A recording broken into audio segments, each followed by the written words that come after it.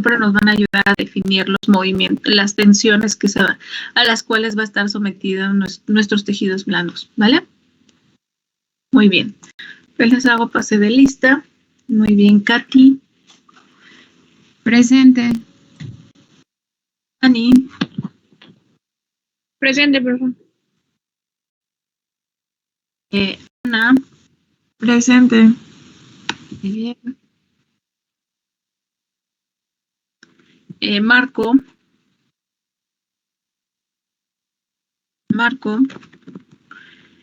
Jazz. Presente. Julio. Presente. Monse. Presente. Dani. Presente. Sofi.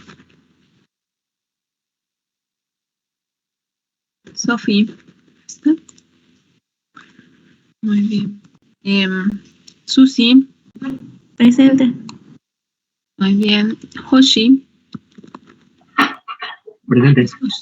Muy bien. Pau. Presente.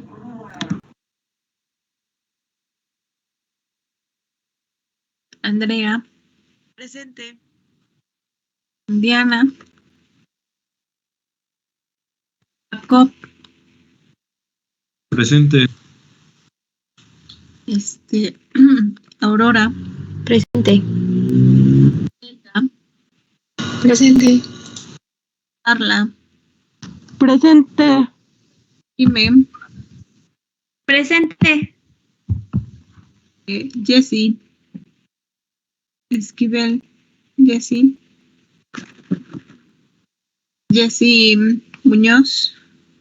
Presente. Anet. Presente. Lem. Presente. Jocelyn. Presente. Fabricio. Presente, profe. Bien. Lupita. Presente. Presente. Lupita. Indica si anda Lupita ahí. Presente. Sí, aquí estoy, profesora. Ok. José. Presente. Jesús. Presente. Bien. Andrea. Presente. Luisa. Presente. Liz. Presente. Otoniel. Presente. Bien. Adri. Presente. Diego. Presente. Ok. Y Kevin. Presente. Pues entonces vamos a continuar trabajando. Ya yo creo que si nos apuramos hoy terminamos ya la cinética de los tejidos blandos, ¿sale? Sobre todo porque ¿para qué nos sirve la cinética de los tejidos blandos? A ver, si nosotros pudiéramos enumerar la cinética de los tejidos blandos, ¿cómo podríamos enumerarla? ¿O cómo la enumerarían ustedes en la cinética? A ver, ¿quién dice yo? ¿Quién levanta la manita? ¿Cómo enumeraríamos la cinética? Digamos que es una pregunta de cuestionario o de examen para que. ¿Cuáles serían las funciones de los tejidos blandos dentro de la cinética? Proteger la articulación. Apoye. A ver, Monse. Sería proteger la articulación, cuidar los rangos de movimiento, Muy bien. dar estabilidad, ¿sí? Y soporte. Exactamente, entrarían en lo que nosotros definimos como la coaptación articular, ¿no? que es la máxima estabilidad. Este concepto de coaptación ya no habla solamente de la cinética de los tejidos blandos, sino también habla de la cinética de los tejidos contráctiles, ¿sale? Entonces, sumando la de los tejidos blandos y la de los tejidos contráctiles, esto nos va a permitir mantener en coaptación, mantener un equilibrio dentro de nuestras superficies articulares, ¿sale? Ese es un punto clave o importante que nosotros debemos tener en consideración, ¿sale?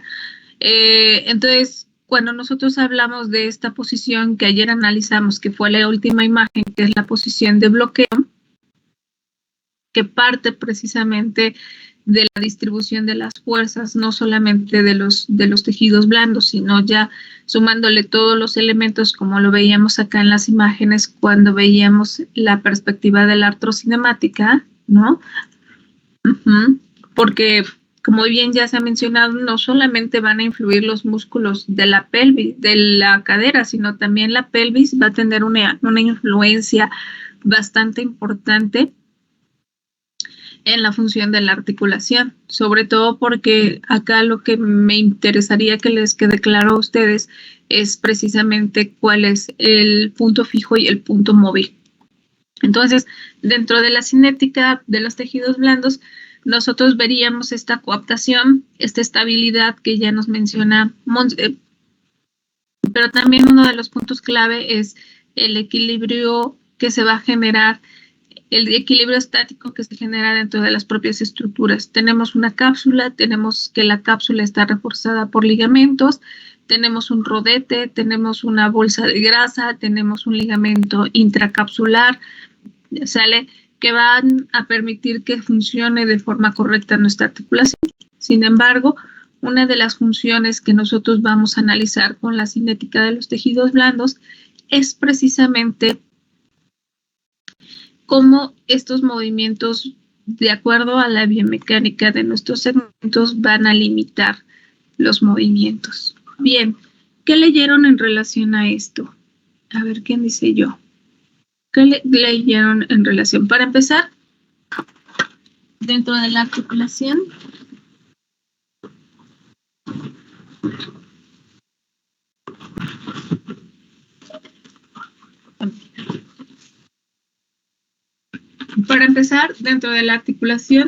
nosotros vamos a poder analizar una vista anterior, una vista posterior, una vista superior, una vista inferior. Podríamos analizar una vista externa y una vista interna, ¿sale? Sería la forma en la que nosotros vamos a analizar a estos tejidos. Vuelvo a repetir. Una vista anterior, una vista posterior, una vista superior, una vista inferior, una externa y una interna, ¿sale? La forma en la que se dispone la cápsula, que me voy a regresar un poquito a la imagen de la cápsula, porque desde ahí parte precisamente lo que vamos a analizar hoy, ¿sale? Con estas imágenes, es que nosotros, vuelvo a repetir, en esta cápsula tenemos una vista superior, una vista inferior, una vista anterior y una vista posterior, si ustedes lo observan. Entonces, cuando nosotros nos movemos, no solamente la tensión va a estar otorgada por los tejidos, por los ligamentos que nosotros estamos acostumbrados a ver, sino que la cápsula y todos estos elementos van a generar movimiento para que nosotros podamos, para que el movimiento pueda desarrollarse de forma correcta, ¿sale? Ahora, desde esta vista que nosotros tenemos, por ejemplo, en los movimientos de ADD, ¿qué porción de mi cápsula creen ustedes que se va a tensar? Ustedes. La porción inferior. La porción inferior. Exactamente. Entonces, en este movimiento, yo también estaría involucrando todos estos tejidos, porque a final de cuentas, desde la distribución, nosotros observamos que sí vamos a tener, a diferencia del hombro, donde el hombro en su porción posterior queda completamente desprotegido, en la articulación de la cadera, la porción sí va a estar protegida ¿por quién? ¿Por qué ligamento? A ver, ¿quién quiere participar? ¿Por qué ligamento va a estar protegida mi articulación?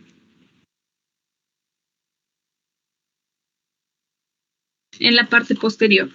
¿Quién va a proteger, quién va a reforzar a mi cápsula en su porción posterior? A ver, ¿quién dice yo? ¿Quién protege a mi cápsula en su porción posterior? El isquiofemoral. El ligamento isquiofemoral. Parte de la porción inferior va a estar protegida por el pubo femoral, pero a final de cuentas siempre no sé por qué en las articulaciones siempre vamos a tener mayor protección en la región anterior, porque a final de cuentas recuerden que acabamos de tener al ilio femoral con sus dos haces, una superior y una inferior. Vamos a tener al pubo femoral que va a tener un poquito de expansión hacia la porción inferior, sale hacia esta porción inferior, y en la parte posterior y inferior vamos a tener al isquiofemoral, que va a ser un ligamento que nosotros vamos a encontrar. Dentro de las inserciones, ¿se acuerdan que yo les decía que van a ir relacionados con esta fosita digital, con estos bordes que nosotros vamos a encontrar en el trocánter? De hecho, el trocánter mayor, desde la anatomía descriptiva, nos menciona que va a tener un borde superior, un borde externo o una cara externa, un borde interno o cara interna, va a tener un borde anterior y uno posterior.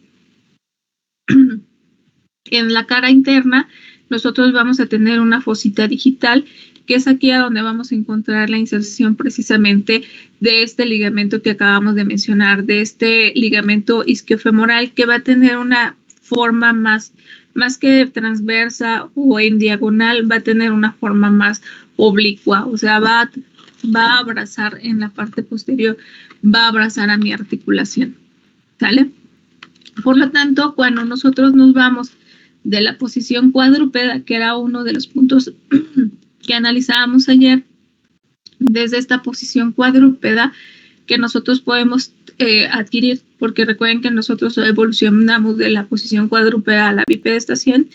En esta posición cuadrúpeda, la bibliografía nos menciona que nosotros vamos a poder enrollar en el mismo sentido a todos los ligamentos que se encuentran alrededor del cuello de nuestro húmero, ¿sale? En esta posición, digamos que vamos a encontrar de alguna manera como la máxima estabilidad, ¿sale? Bueno, no la máxima estabilidad, si nosotros vamos a encontrar un enrolle de los ligamentos, pero la posición de máxima estabilidad que nosotros vamos a encontrar en nuestra articulación va a ser el movimiento de extensión, ¿sale? Como ya lo veíamos acá en esta imagen. La máxima estabilidad de nuestra articulación va a ser precisamente en este movimiento de extensión.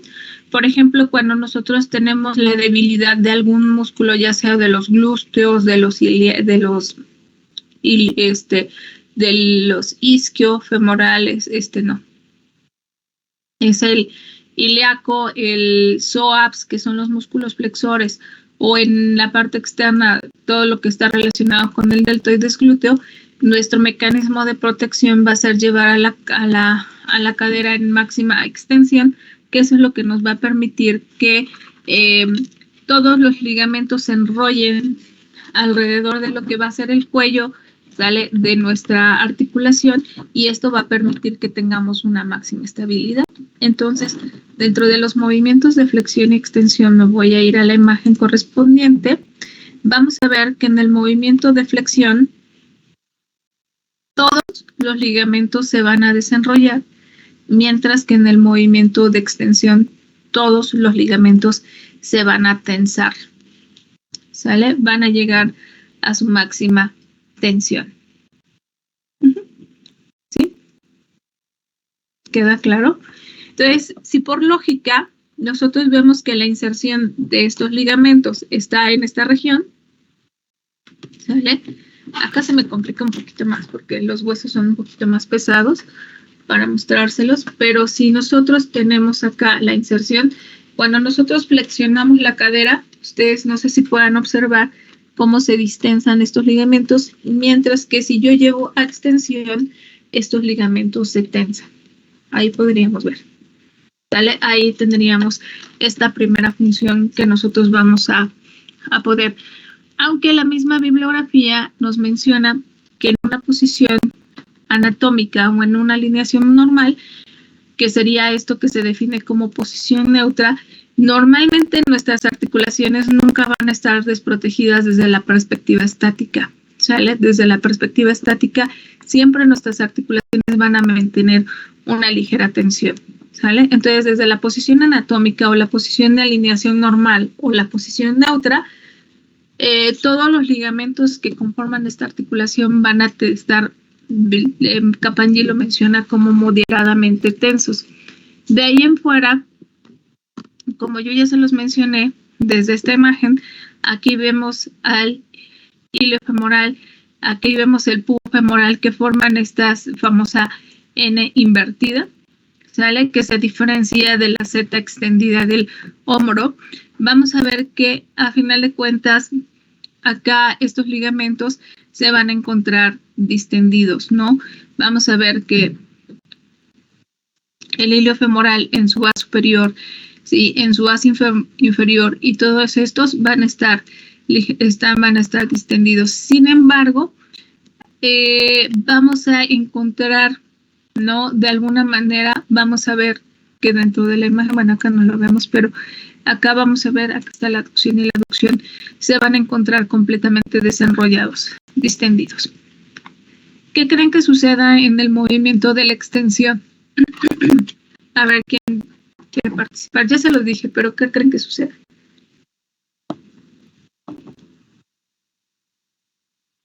¿Los ligamentos anteriores se distienden? Los anteriores se distienden. A ver, Adri, ¿opinas lo mismo? En la extensión es que todos se van a enrollar en el cuello y se van a tensar. Entonces, uno de los máximos, por eso es que yo les decía que nuestra posición de bloqueo está relacionado con la extensión máxima de la cadera. Vuelvo a repetir, se supone que entre la cápsula y los ligamentos, ¿sale? Entre la cápsula y los ligamentos, aunque no tuviéramos acción muscular, ¿sale? Por alguna causa tuviéramos parálisis de todos los músculos de la cadera, ¿sí? Desde la tensión que ejerce la cápsula y los ligamentos en el mecanismo de extensión, nosotros podríamos mantener esa alineación normal, ¿sale? Nosotros sin acciones musculares.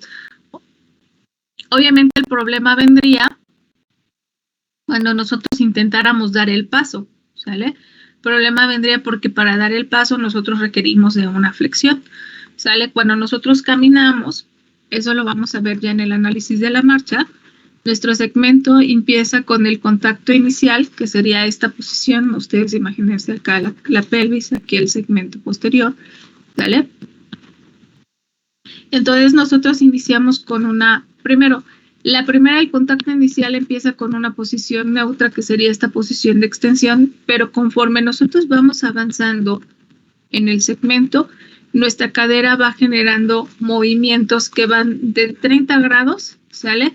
De flexión, que es la flexión máxima que nosotros vamos a encontrar en la cadera durante la marcha, a los menos 5 grados, que serían los 5 grados de extensión, que es lo que nosotros vamos a necesitar en la máxima eficacia de nuestra cadera durante el movimiento de la marcha. Entonces, básicamente, gran parte, por lo menos son 4 fases de la marcha, de las 8 que nosotros analizamos, son 5 y 3 son 8, de las 8 fases en las cuales nuestra cadera va a pasar en flexión, ¿sale? Entonces, vemos que la flexión, desde esta posición, vamos a tener una distensión de todos nuestros ligamentos, mientras que en la extensión vamos a tener en la extensión se tensan todos nuestros ligamentos, ¿sale? Es una característica importantísima y que nos van a permitir mantener esta máxima estabilidad que nosotros vamos a encontrar dentro de este movimiento. Y otro de los elementos importantes que nosotros debemos tener en consideración y que lo vamos a ver precisamente en esta imagen que nosotros vemos como flexión, es que durante el movimiento de flexión, ¿sale? Acá estamos viendo la flexión y aquí estamos viendo la flexión, estos ligamentos van a limitar sobre todo en el movimiento de extensión, acá lo vamos a ver, nuestros ligamentos estarían en esta región, van a limitar la retroversión pélvica, ¿sale? No solamente limitan el movimiento de extensión, sino también van a limitar este movimiento de retroversión pélvica. Si nosotros vemos acá la pelvis, genera un movimiento, pero estos ligamentos la van a limitar para que se genere el movimiento de forma correcta.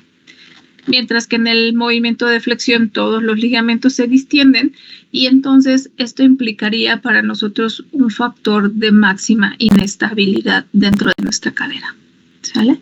Entonces acá tenemos la primera posición de máxima inestabilidad, ¿sale? Que sería la flexión de cadera, ¿sale?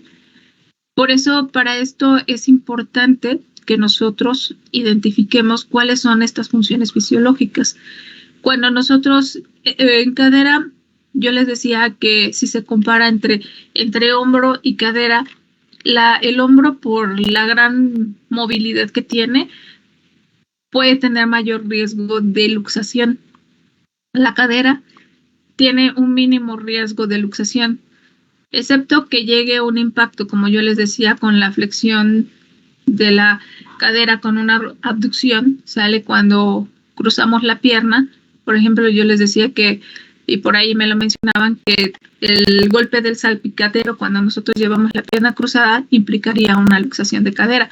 Entonces acá se dan cuenta que cuando nosotros cruzamos la pierna, pues colocamos nuestra pierna en flexión. Va a ser el primer elemento. ¿Ya se dieron cuenta? Cuando ustedes cruzan la pierna, su pierna va en flexión. Ustedes crucen su pierna ahí y vean que el primer mecanismo que nosotros vamos a tener es la flexión, ¿sale? Entonces esto va a ser un factor de máxima inestabilidad. Ahora, dentro de los movimientos de rotación interna y de rotación externa, sí, dentro de los movimientos de rotación interna y de rotación externa, ¿qué ligamentos en la rotación externa, que va a ser el primer movimiento que analizamos, que es este, qué ligamentos se van a tensar y qué ligamentos se van a distender? A ver, ¿quién levanta la mano en la rotación externa? ¿Elba? Bueno, yo encontré que en la rotación externa los que se iban a tensar iban a ser el as superior y el ligamento pubofemoral. Y el que se iban a distender era el ligamento isquiofemoral. El isquiofemoral, como máxima. Entonces, por lo regular, los máximos, la máxima tensión, y si nosotros lo analizamos desde acá, sí corresponde, ¿sale? Ven, cuando nosotros tenemos acá nuestros ligamentitos que están aquí, ¿sale? Cuando hacemos una rotación externa, pues estos ligamentos, acá me cuesta un poquito más, pero estos se tensarían, miren así, ¿sale? Esto sería como la tensión, ¿sale? Más o menos, ¿sale? Cuando hacemos este mecanismo de rotación externa. Aquí tendríamos, por ejemplo, cuando tenemos un ángulo de anteversión excesiva, pues por lo regular normalmente estos ligamentos que acaba de mencionar Elda son los que se adaptan. Cuando nosotros queremos recuperar la posición normal, tendríamos que trabajar con la tensión de estos ligamentos para recuperar la posición normal, ¿sale? Entonces para esto es importante, mientras que el isquiofemoral se distiende y entonces no vamos a tener una máxima estabilidad, ¿sale? Ahora, ¿qué sucede con la rotación interna? A ver, ¿quién dice yo?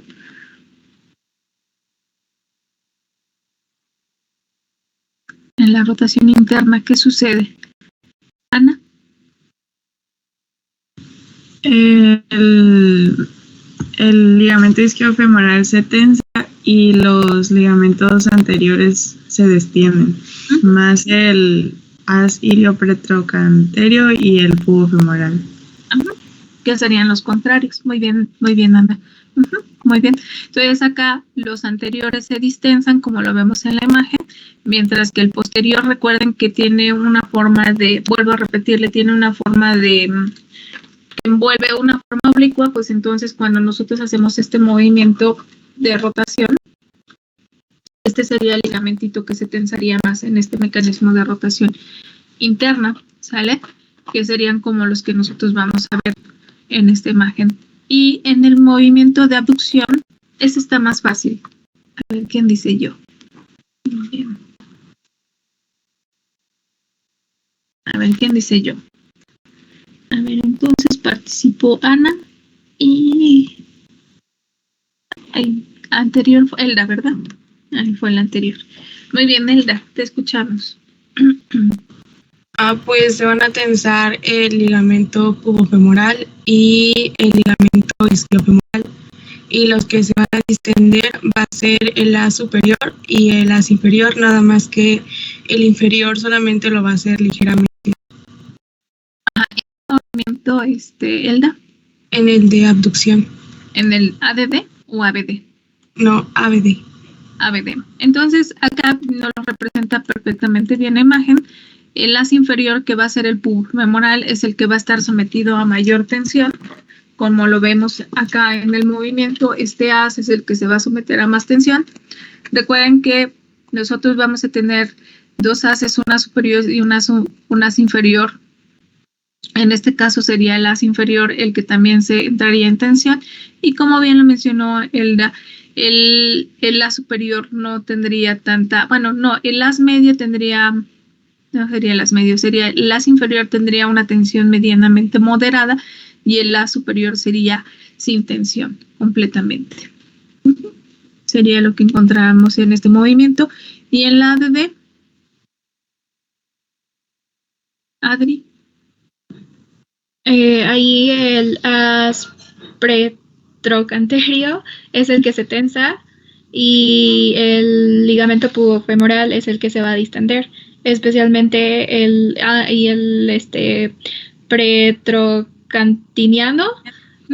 También menciona que se va a tensar, pero es ligeramente. Ligeramente. ¿Sale? De hecho, en los dos movimientos, si se dan cuenta, este as, que es el as petrocantiniano, sale, o el as inferior, como ustedes quieran llamarlo, es el que se va a mantener moderadamente tenso en los dos movimientos. ¿Sale? Entonces, a final de cuentas, eso es lo que nosotros vamos a ver, mientras que los ases inferiores en el movimiento de abducción se distienden, los ases superiores se tensan y viceversa en el movimiento de aducción. ¿Vale? De hecho, otro de los movimientos que nosotros vamos a tener con máxima estabilidad cuando nosotros cruzamos la pierna, si se dan cuenta, es este movimiento de flexión con rotación externa y aducción que nos va a representar como la posición de máxima inestabilidad para nuestra articulación. ¿Sale? Que sería la función que nosotros veríamos acá. Y ya por último, esa sería la fisiología del movimiento, que sería estos movimientos. Yo les digo que normalmente cuando nosotros valoramos las articulaciones, ¿sale? Por ejemplo, cuando nosotros hacemos la prueba de Barlow, ¿sí? U Ortolani, por ejemplo, en el paciente con riesgo de subluxación de cadera, que de hecho a todo paciente pediátrico, ¿sale? A todo paciente pediátrico le tienen que hacer estas pruebas, que son las de luxación congénita de cadera, para descartar la luxación. Precisamente nosotros vamos a someter a nuestra articulación precisamente a estos mecanismos de tensión. Estos ligamentos, por ejemplo, la prueba de Barlow, que hace un mecanismo de rotación externa, ¿sale?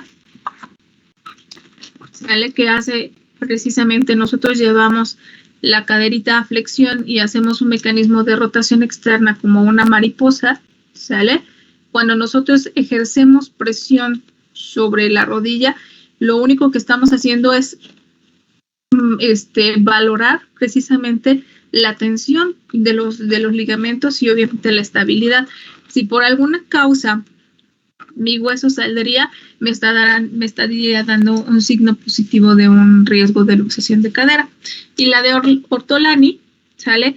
Lo único que hace es posicionar la cadera en esta posición y se le aplica una fuerza inferior, y si hay luxación congénita, pues el hueso descendería excesivamente. ¿Sale? Entonces, nosotros hacemos estas pruebas para medir la luxación congénita de cadera.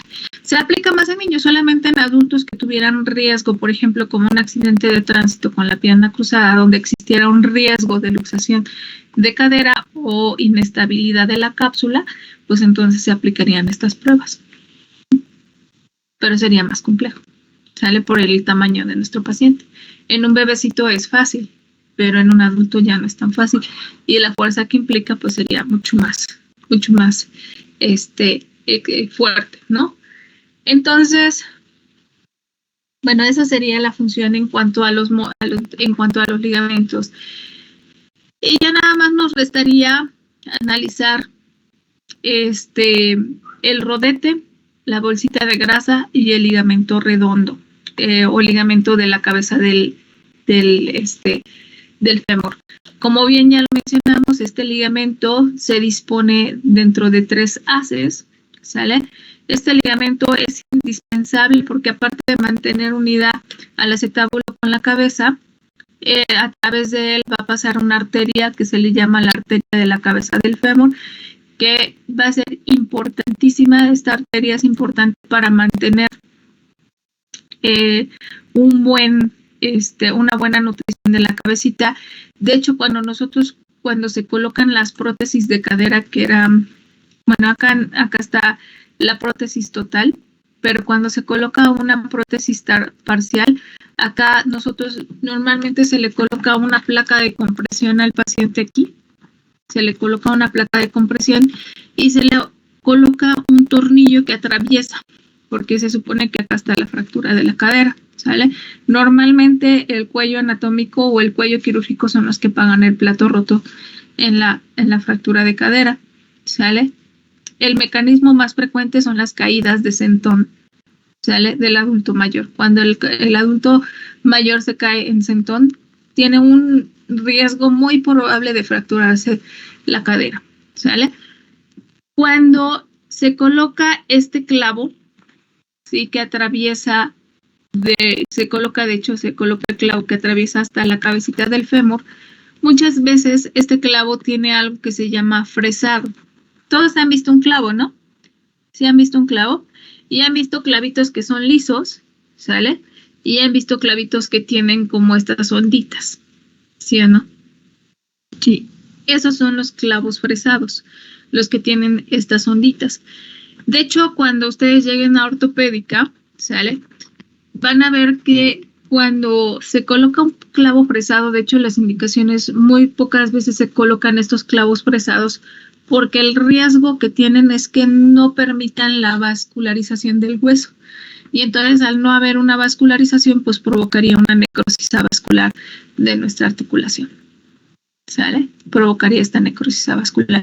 Entonces, cuando hay una prótesis de cadera, ¿sale? Esta es una prótesis total.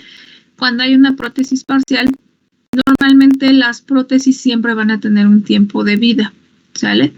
Y no puedes sustituir una prótesis parcial por otra prótesis parcial. Normalmente la secuencia de una prótesis parcial se pasa a una prótesis total. Después de la prótesis total ya no hay nada, ¿sale? Entonces lo que se hace es fijar la articulación. Se fija y el paciente queda sin movimiento. Por eso es que en pacientes muy jóvenes no se recomienda el uso de prótesis. Porque si ustedes le ponen cuentas, por ejemplo, si ustedes cuidan muy bien su prótesis, digamos que va a tener un tiempo de vida de 15 a 20 años. Si tenemos un paciente, por ejemplo, de 30 años, me viene a la mente, y le ponemos una prótesis parcial a los 30 años, a los 50 años esa prótesis ya no va a funcionar. Entonces va a ser sustituida por una prótesis total, ¿sale? Si le damos otros 15, 20 años a esta prótesis, ¿sale? Entonces ya no hay forma de que se sustituya esta prótesis. Katy. Bueno, es que yo quería comentar que mi abuelita hace como 3 o 4 años, creo que un poquito más, como 5, se cayó y tuvo fractura de cadera y le pusieron una prótesis de Thompson, que creo que es la completa, la total. Y lo que nos habían comentado es que muchos pacientes, sobre todo de la tercera edad, ya después de la prótesis ya no se pueden volver a parar ni a caminar ni nada, y que incluso tocar el piso es un dolor horrible. Entonces a los médicos y a los ortopedistas les sorprendió que, pues quién sabe qué superpoderes tiene mi abuelito o qué, pero a los 15 días ya se podía parar y caminar con andadera. O sea, mi abuela nunca se sentó en una silla de ruedas ni nada, y con el tiempo sí hay como épocas en las que tiene que usar andadera, pero por lo general solo anda con bastón. Sí hay limitación en cuanto a que pues no puede subir muchas escaleras o bajarlas, pero dentro de la casa, que es un solo piso, puede caminar perfectamente. Bueno, no perfectamente, pero sí puede caminar incluso sin bastón. Pero sí nos decían que, bueno, había que cuidarlo mucho porque si se volvía a caer, pues ya no... O sea, que era sorprendente que a su edad, porque ya tenía 80 y tantos, pudiese caminar con la prótesis de Thompson, porque pacientes de la tercera edad, pero de menor edad, incluso pacientes jóvenes, ya no podían volver a caminar. Pero que sí, había que cuidarlo mucho porque ya si pasaba otra caída, ya lo más probable era que pues ya la silla de ruedas ahora sí. Sí, no, pues es que sí, mira, depende mucho de los factores. Por ejemplo, en una prótesis parcial, el paciente al tercer día de la cirugía ya tiene que estar caminando, ¿sale? El riesgo con tu abuelita es que es una paciente ya muy adulta. De hecho, a ustedes les han de haber dicho que era mucho riesgo el procedimiento quirúrgico, ¿no? Sí, bueno, en su densidad ósea estaba bien. De hecho, nos dijeron que si hubiera tenido como osteoporosis u osteopenia, ni siquiera habría sido posible ponérsela. Pero el riesgo es que mi abuela es tipo de sangre AB negativo, aunque ni siquiera la necesitaron. Ajá. Pero pues sí, el riesgo era que su tipo de sangre era es bastante complicado de conseguir. Wow. No, pues sí, en un adulto mayor, miren, para empezar, el primer punto importante es que un adulto mayor a esa edad, o de los 80 para arriba, llegue con una densidad ósea pues normal. Normalmente los adultos mayores a esa edad ya tienen rasgos muy marcados de osteoporosis, y eso es un criterio de no protetización, o sea, de no colocación de una prótesis. Por eso es que un adulto mayor, cuando se cae, cuando ya son muy, muy grandes los abuelitos de 80 para arriba, ya no les recomiendan a colocarle las prótesis. Pero como la abuelita de Katy cumplía con los criterios de protetización, les pusieron. Y una prótesis, miren, dependerá. Cuando son pacientes muy adultos, como en el caso de su abuelita de Katy, sí se establece este criterio de que probablemente sientan mucho dolor, de que no puedan caminar. Pero acá uno de los puntos clave o de los puntos más importantes de las prótesis es la fisioterapia, chicos. Porque a final de cuentas la fisioterapia, nosotros no somos magos, pero a final de cuentas al relajar los músculos, a eliminar de dolor, tenemos técnicas para eliminación del dolor, para relajación de los tejidos blandos, para la fuerza y todo eso le va a ayudar muchísimo, muchísimo. ¿Tu abuelita fue a fisioterapia, Katy? Pues solo hizo como 3 o 4 sesiones, porque como la operaron en el IMSS, entonces fisioterapia le tocaba hasta la Margarita y era más complicado trasladarla, y bueno, sí buscamos un fisioterapeuta que viniera a la casa. Y sí, pero de todos modos mi abuelita era como de, es que no hice los ejercicios, es que no esto, es que ya me aburrí, ya me cansé o algo así. Entonces ya la fisioterapeuta nos dijo que nada más con que podíamos caminar, aunque sea dentro de la casa, para que no se siguieran debilitando sus músculos. Entonces, que ya con eso, porque realmente si no hacía constantemente los ejercicios como se le decía, pues no tenía caso que estuviéramos gastando. Entonces ya nada más nos dio como recomendaciones para que siguiera. Sí, ese es otro reto. Los adultos mayores son un reto completamente. Yo me acuerdo de una paciente que todos los días que llegaba a verla era así de, ¿y para qué viniste? Y yo, porque vamos a hacer ejercicio. ¿Pero para qué? Si yo ya me voy a morir. Así era siempre, ¿no? Y eran como la terapia, del tiempo de la terapia, yo creo que eran como 10 minutos o 15 minutos, si bien me iba, tratándola de convencer para que hiciéramos la terapia. Ya cuando la convencía, pues ya todo era perfecto porque ella tenía mucha fuerza, tenía mucha actitud, todo lo que tú quisieras. Pero el reto era convencerla que empezáramos a hacer el tratamiento, ¿no? Entonces era muy chistoso. Yo desarrollé mucha parte de mi vida profesional con los mayores. Me gustó mucho más. Los niños, sí, yo trabajé un año con niños completamente, son un amor, pero considero que lo que más me gusta es el adulto mayor, trabajar con adulto mayor. Entonces ahí ustedes van a encontrar lo que les guste trabajar, con qué pacientes. Habrá quien diga, no, yo el adulto mayor y el niño nada más, no, yo me voy con deportistas, ¿no? Pero a veces la vida los coloca en donde menos ustedes esperan, ¿eh? A donde ustedes creen que no se esperan. Pero los adultos mayores son, híjoles, te transmiten experiencias, te transmiten aprendizaje, te transmiten muchas cosas. A mí me gustó trabajar mucho, mucho, mucho. Creo que mi fuerte es el adulto mayor. En la perspectiva geriátrica. ¿Sale? Pero sí es de sorprenderse de la abuelita. Pero aparte son esos abuelitos que tienen mucha actitud, aunque dicen, no puedes caminar, pero él dice, no puedes caminar, quiero caminar. No. ¿Sí? Entonces son esos abuelitos que rebeldes de naturaleza. Bueno, ya nada más la última parte, como yo les mencioné, el ligamento redondo, que es uno del ligamento redondo de la cabeza del fémur, como quieran ustedes llamarles, normalmente es uno de esta circulación se ve obstruida precisamente con la colocación de las prótesis de cadera, ¿sale?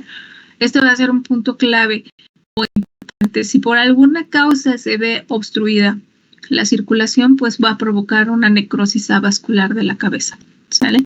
Provocaría la necrosis avascular de la cabeza. ¿Sale? Entonces, yo le encuentro a este ligamento muchas funciones. Yo no lo llamaría solamente como un medio de unión, o sea, que va a unir cabeza a acetábulo, sino que vamos a ver que cuando analizamos su fisiología, Jessie, ¿te escucho? Perdón que le interrumpa. ¿Puedes volver a repetir lo de la necrosis avascular, por favor? Sí, cuando les decía que este ligamento es importante porque a través de él, como lo ven bien en la imagen, me voy a regresar a la imagen. Como ustedes bien ven, atraviesa la arteria femoral del ligamento de la cabeza del fémur. Si por alguna causa se ve obstruida la circulación, entonces va a provocar la necrosis avascular. Necrosis es la muerte literalmente del hueso por la ausencia de nutrientes, por la ausencia de irrigación. No sé si ya quedó claro, Jessie, ¿me indicas? Sí, profe, gracias. A eso se refiere con la necrosis avascular, ¿sale? Entonces, este ligamento, aunque muy pocos, casi nadie le da mucha importancia, no solamente es un ligamento de unión, va a permitir la nutrición de nuestra cabeza del fémur, pero también dentro de sus funciones va a tener una función de adaptación. ¿A qué me refiero? Así como el rodete, ¿se acuerdan que el rodete servía para favorecer a la coaptación de la articulación? Porque acá encontramos un acetábulo muy grande, ¿sale? Aquí encontramos un acetábulo bastante amplio y una cabeza que, aunque es grande, no alcanza a compensar el tamaño del acetábulo, ¿sale? Aquí vemos esto. Entonces, el rodete acetabular pues va a favorecer, pero uno de los puntos clave que también va a servir como medio de adaptación va a ser precisamente este ligamento. Va a depender del movimiento en el que al que nosotros sometamos a nuestro tejido. Por ejemplo, acá estamos viendo el movimiento de abducción. Vamos a ver que algunos haces se van a tensar, pero también como en esta posición, tanto en el movimiento de abducción como de aducción, la cabecita del fémur impacta directamente sobre el trasfondo. Y recuerden que el trasfondo como tal no tiene cartílago, ¿sale? Pues va a servir como un medio de adaptación para evitar que haya un choque hueso-hueso, ¿sale? Para que no haya una fricción del hueso con el hueso. ¿sale? Es uno de los puntos importantes, uno de los puntos clave que nosotros vamos a tener. Entonces, en una alineación normal, que nosotros la estaríamos viendo aquí, que sería la posición anatómica, vemos cómo se mantienen en equilibrio, lo que yo les decía, acá ya vemos todos los elementos, vemos el rodete, vemos la cápsula, vemos cómo la porción superior de la cápsula se mantiene en una tensión, porque yo les decía que nuestra alineación no va a ser necesariamente vertical, sino que vamos a tener algunos elementos compensadores como la abducción con el ángulo, ¿sale? La rotación interna, ¿sale? ¿Sí? ¿Qué van a hacer? Y esto va a ser mantenido precisamente por esta tensión de la cápsula. Pero aquí lo que observamos aquí es cómo vemos que el ligamento, aunque no se encuentre tenso, pero sí va a servir como trasfondo, como medio de adaptación, ¿sale? Como esta almohadita, por así mencionarlo, para que no llegue a tocar el fondo del hueso, ¿sale? Va a ser una función de almohadilla, ¿sale? Entonces, esa va a ser como una de las funciones más importantes. Cuando nosotros flexionamos, la cadera obviamente está representada en esta imagen, va a depender mucho de la amplitud del movimiento, pero dentro de esta vemos cómo se pliega, se dobla sobre sí mismo el ligamento, ¿sale? Se pliega sobre sí mismo para permitir que se genere este movimiento de forma correcta. Recuerden que acá podemos llegar a tener de forma pasiva hasta 145 grados de amplitud de movimiento, ¿sale? Entonces aquí vemos cómo el ligamentito se pliega, ¿sale? En un mecanismo de rotación interna, que sería esto, vemos en automático cómo se tensa, ¿sale? Vemos cómo hace una formita como de semiluna nuestro ligamento, que sirve como forma de coaptación, pero al mismo tiempo vemos cómo se tensa ligeramente nuestro ligamento, ¿sale? Eso sería mediante la rotación interna. La rotación externa, que estaría representada acá, en esta imagen, ¿sale? Entonces vemos precisamente, volvemos a observar cómo la cabeza del fémur cambia de dirección, vemos otra vez la ligera tensión de este ligamento, pero ahora en sentido contrario, ¿sale? En sentido contrario. Entonces, desde esta cara que Capangelo la define como la cara semilunar, vemos precisamente cómo vuelve a tensarse, ¿sí? Nuestro ligamento, pero no solamente se tensa, la bibliografía menciona que se desplaza y se aplasta ligeramente nuestro ligamento en este movimiento de rotación externa. En la abducción, como yo les mencioné, como la cabecita impacta directamente sobre el trasfondo, pues este se pliega, miren acá está más plegado, ¿sí? Está plegado para que no llegue la cabeza no llegue directamente sobre el limbo acetabular y provoque un desgaste articular, ¿sale? Mientras que en el movimiento de ADD ya se despliega nuestro ligamento, se elonga, recubre todo el trasfondo, pero ahí sí vamos a encontrar precisamente una ligera tensión, cómo se despliega hacia arriba. Y vamos a ver cómo acá, de hecho, la bibliografía menciona que en esta posición vamos a encontrar la tensión real de nuestro ligamento. Es acá en esta posición donde vamos a encontrar la máxima tensión de nuestro ligamento. En el movimiento de aducción. Y bueno, ya realmente ya analizamos todos los movimientos.